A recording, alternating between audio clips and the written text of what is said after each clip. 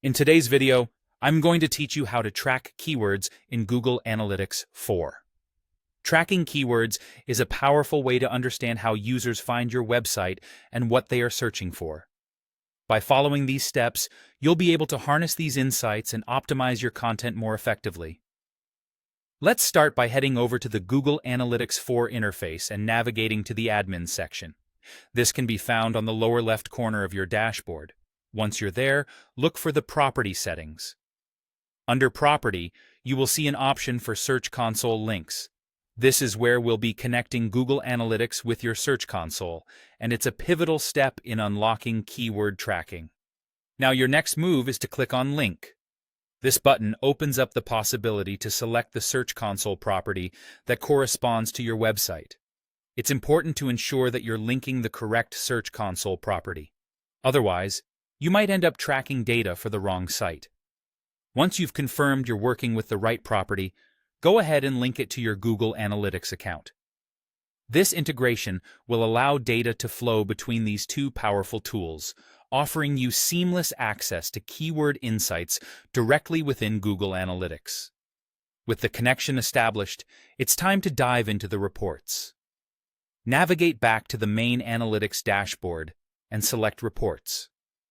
From the options available, click on Acquisition and then Traffic Acquisition.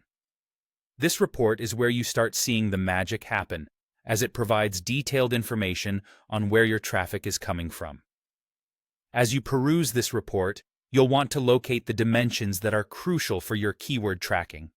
Sometimes this requires a bit of scrolling, depending on how your reports are set up.